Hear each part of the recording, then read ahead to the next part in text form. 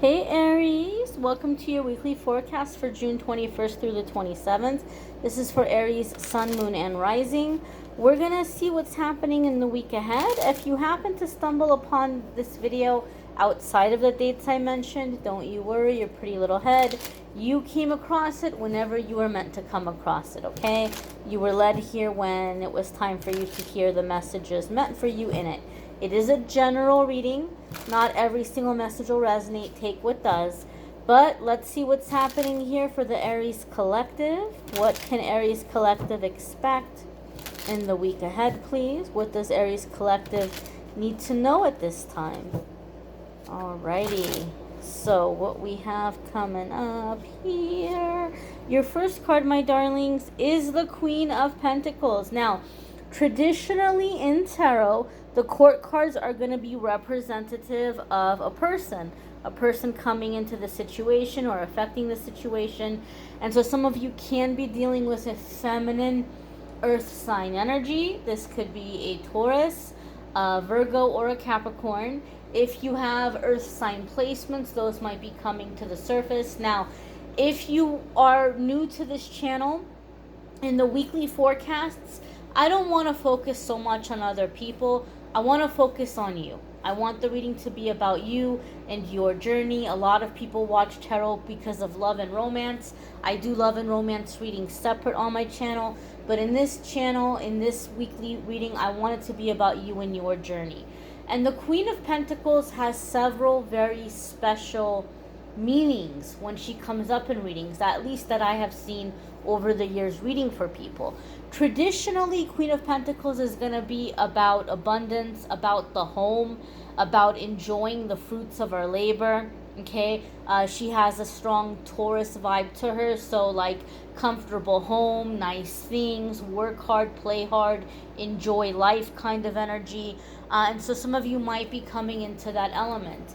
I see her come up a lot of the times in the readings when there's a message that self-care is super important right now, but specifically physical self-care. There's different kinds of self-care. She also sometimes comes up as a confirmation that like property is going to be acquired, that you're going to be purchasing property, or that you're going to be upgrading your living arrangement, living environment, okay? Now, if you're trying to manifest this, it's going to be really important that the physical self-care comes into play. So physical self-care is going to include getting enough sleep, making sure you're getting enough rest, making sure that you're having the proper nutrition, okay? Making sure that this isn't just about people that are going out there and stuffing themselves with like, junk food or processed things. Yeah, sometimes we do that, and sometimes this can come up to say, hey, watch that a little bit, make sure that you're getting enough nutrition in your body. This is true if you're somebody who's really into fitness right now. A lot of people who get into fitness, who get into dieting, they might eat a lot of 0-calorie stuff. They might eat a lot of low-calorie, low-fat stuff. And I'm not telling you that you have to, not diet, but make sure you're getting the proper nutrition. Make sure you're getting enough protein.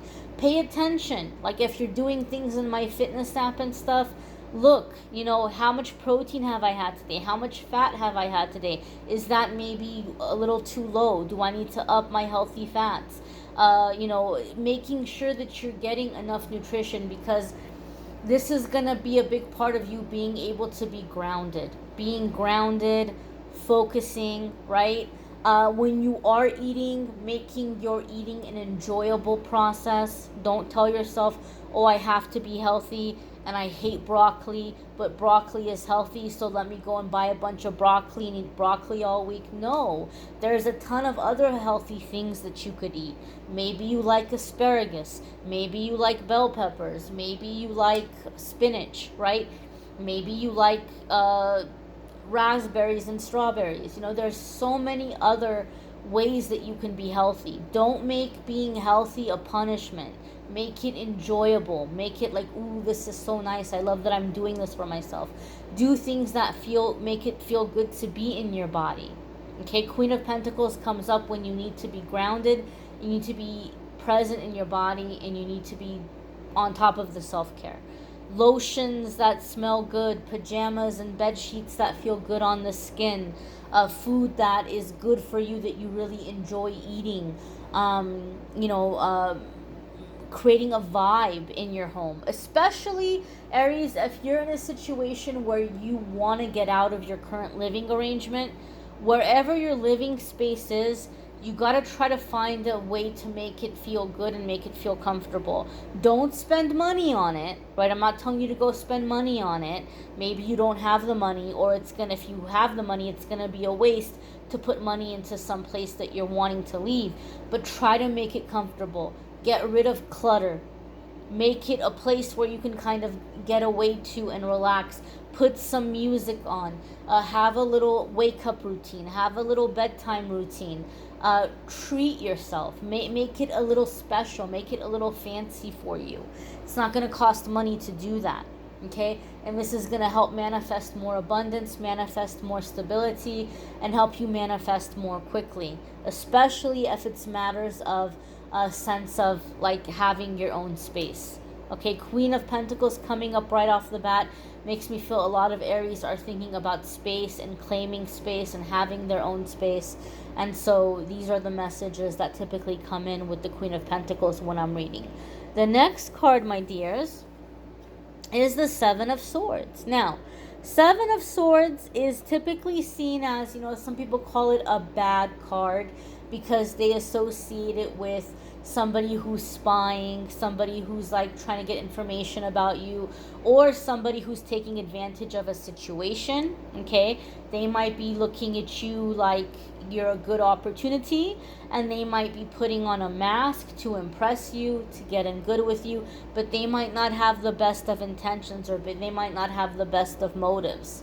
Okay, so a couple of things here. For some of you, Seven of Swords is reminding you to be cautious as you're working on your goals. You may be moving ahead in your work, in your career, and you have to be cautious what you're saying to people, because some people are acting like they want to bond with you. Some people are acting like they want to get to know you, but really they might be trying to grab information that they can twist or use against you later. So be cautious what you're sharing with people. Not everyone who's behaving like a friend is really a friend, especially in a work situation. In a work situation, CYA, okay? Or in this case, I'm going to say CYB, cover your booty. Make sure that you're keeping a record of the work that you're doing. Make sure you're keeping record of conversations with people. Make sure you're backing up conversations with emails. Hey, thanks for meeting with me. Just to confirm, I'm going to go ahead and do XYZ like you asked me to, right? Even if that person doesn't respond. Later on, they might say, oh, I didn't tell Aries to do it that way. Oh, really? Well, you could have corrected me when I emailed you. You had a chance, right? So cover your booty. Make sure that you're covering your tracks. Some of you are preparing to move up in terms of business, whether it's self-employment, like you might be expanding a self-employment situation, or you may be preparing to move up in terms of like getting promoted or going next level in your career, or you may be preparing to move your living arrangement, right? Maybe you're getting ready to leave where you're living and you want to move, and you're buying a house, or you're going somewhere where you have more space, or you're not bothered by other people. Seven of Swords is saying, be careful. Don't tell everybody what you're doing, okay? This is not the time to go broadcasting everything. Some of you are going through a significant shift, and the people around you might be a little bit more negative. So when you try to speak positively, they may come in and blow out your little candle, right? You have this nice little candle, this bright little flame that you're excited about, and they want to come in and they want to blow it out. So be cautious what you're sharing with people. Not everybody needs to know everything right now. One more thing before we move on to the next card. Seven of Swords has a specific meaning for me in my readings. There are some cards that have a very specific meaning for me, and Seven of Swords is one of them. And Seven of Swords, I see, you got to keep something in mind, guys. A lot of you are like, oh, Amethyst, I love that you're not a love psychic. I'll do love readings. I do love readings on my channel, and I'll do love readings when people ask me to. I don't have anything against love, but I love to focus on people who are healing and who are evolving and who are breaking away from past life agreements and soul contracts, and people who are elevating and rising above like low vibration. I love to focus on that stuff. It's what I gravitate towards. And some people take that as, oh, well, you're being negative. No, well, maybe you haven't. Maybe you've been blessed enough. Lucky you, lucky you. Maybe you've been blessed enough to be born into a life that everybody's been supportive and everybody's been positive, and I'm happy for people who have had that experience. But some people are born into darkness, and they're scratching and clawing their way out of that pit, right? And I want to try to be supportive and encouraging to people who are breaking away from toxic relationships. And so 7 of Swords for me, and when I say relationship, I don't just mean love. 7 of Swords, I see it happen a lot of the times when someone is breaking out, right? They're breaking out of their circle. They're breaking out of that toxic environment. They're breaking out of that hopelessness, and they start to be more positive, especially online, right? You might be posting things on your Instagram or Facebook or TikTok or, I don't know, Snapchat or whatever it is. I'm so done with social media. I don't even know whatever people are doing these days. But you might be posting things on social media, and there's people around you that are noticing. They're like, oh, Aries is like seeming to be happier. Aries seems like they're in a healthy place. Aries seems to be really positive. Aries seems to have some irons in the fire right now. Oh, okay, Aries is going places. And these are the sneaky little people that all of a sudden they've been on your friends list for like since the beginning of time. They don't even know that you're alive. All of a sudden, they're liking all your stuff. They're hearting all your stuff. They're slipping into your DMs. They're trying to talk to you. Be aware, be cautious of people that are all of a sudden showing you interest out of nowhere when they've had plenty of time and they've had plenty of opportunity, right? It's not like they just met you. It's not like they just came across you. It's not like it's only been like a month or two and they were shy and they're warming up to you. These people have had ample time to get close to you. But now that you're starting to rise up, now that you're starting to come up, they want to act like they were there for you since the beginning. They want to get in good with you before the main come up happens so that they can say, oh, but Aries, see, remember me? I was around way back before this happened. No, they saw it coming and they got smart and they got sneaky and they tried to slide in just before it happened so they could say that they had your back since the beginning. So just be aware of people that are just randomly out of nowhere showing interest in you when they've had plenty of chance and they haven't until now. Be aware of that. There might be some people that they see you going somewhere and they want to hitch onto your wagon. Maybe you're okay with that. If you're okay with that, so be it. But if you're not, be aware, okay? Your next caution here, Aries, or not caution, I should say your next card, is the King of Swords. And this actually is, it could be a caution in terms of making sure that you have things done within order. So if you're doing something in terms of a business agreement, if you're doing something in terms of purchasing something, it's going to be a good idea for you to make sure you have all of the right documents and contracts in place. King of Swords can sometimes be representative of a lawyer, of an attorney. And so maybe some of you need to make sure, if you've been hustling, you've been doing your grind, you've been doing things in terms of business, this might be a good time to go talk to an attorney about things like contracts, copyrights, ownership to ideas or things that you've made, liability insurance, all the technical stuff that comes with business. If you've been working with other people, it's going to be a good time to get things and contracts in place now so that when the money comes in, people can't start arguing and fighting and saying, oh, actually, though, but that was my idea. Oh, actually, though, but I helped you with that, so now you owe me more money. Like, it's going to be a good idea to have things in writing for those of you who are doing things with business. In other matters, King of Swords can represent an air sign person. Kings also can indicate father energy sometimes. So maybe you have a father who is an air sign, or an air sign person who's coming in and kind of giving you guidance, or helping you with negotiations. Air signs are going to be Libra, Gemini, and Aquarius. If you have an air sign placement, that part of you could be coming to the front here to kind of take over as you're making decisions. Another message with the King of Swords is that you have to start making decisions based on what makes the most sense and what is the most beneficial, and not feel so bad for other people. Okay? So maybe some of you feel bad about moving, or maybe some of you feel bad about going into a business and not including somebody, or limiting their role. But you have to do what makes the most sense. Okay? And King of Swords, the beautiful thing about King of Swords is he is the master of negotiation. So even when it comes to having to sit down to people eventually and explain to them, all right, listen up, I gotta go in this direction, these are the decisions I'm making, there's some change of plans ahead. King of Swords is the master of being able to present things to show where it's also beneficial for everybody involved. King of Swords knows how to find the common ground and how to show people that, okay, well, here's how you're getting what you want by me getting what I want.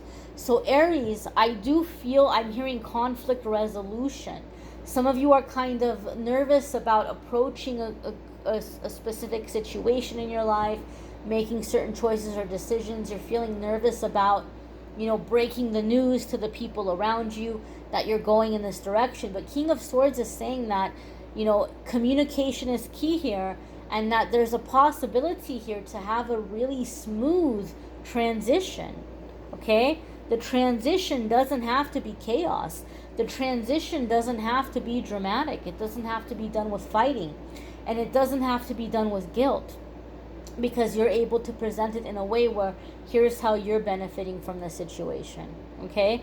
I'm getting a really interesting, very interesting visual.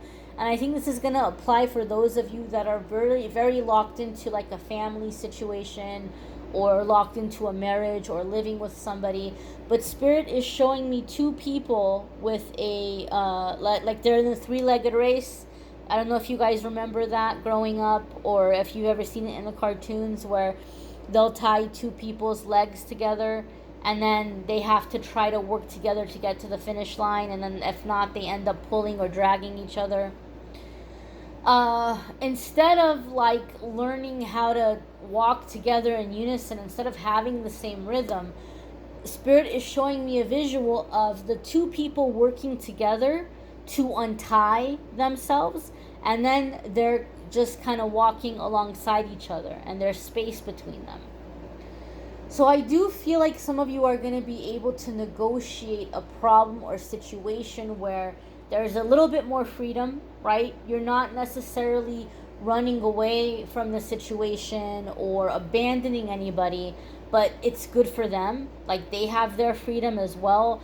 I feel a sense of negotiating. Maybe in the past it's been arguing that, like, you never support me, you never have my back, you always expect me to fix everything. Well, now you're coming into it with, okay, well, here's what I want to do, and here's how it's good for you, right? Here's what you can work on while I'm working on this.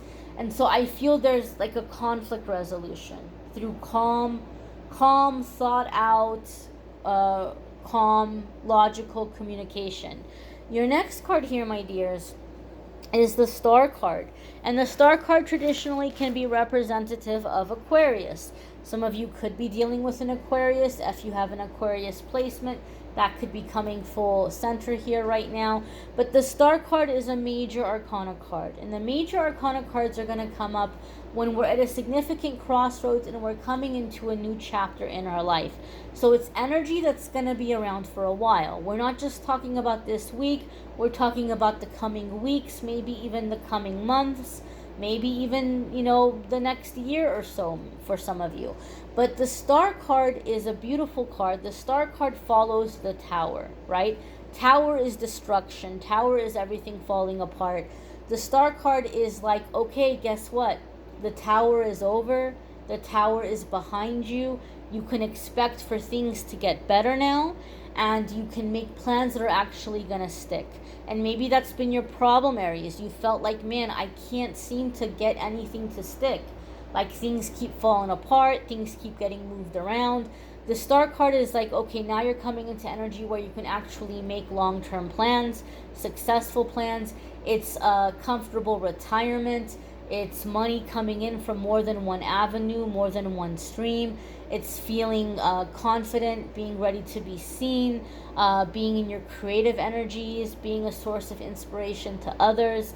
So it's a very powerful time, a very powerful rising up. And this is your rising up, Aries, okay? Be sure to check out your moon, sun, and rising sign videos. Some weeks those are going to resonate with you more than others. You may want to check out the love readings for June. Those are linked in the description. July love readings will be up soon. If you would like a private reading with me, you can schedule at calendly.com/amethystangelite. I thank you all for watching, liking, sharing, commenting, subscribing. Bye, my dears. Take care.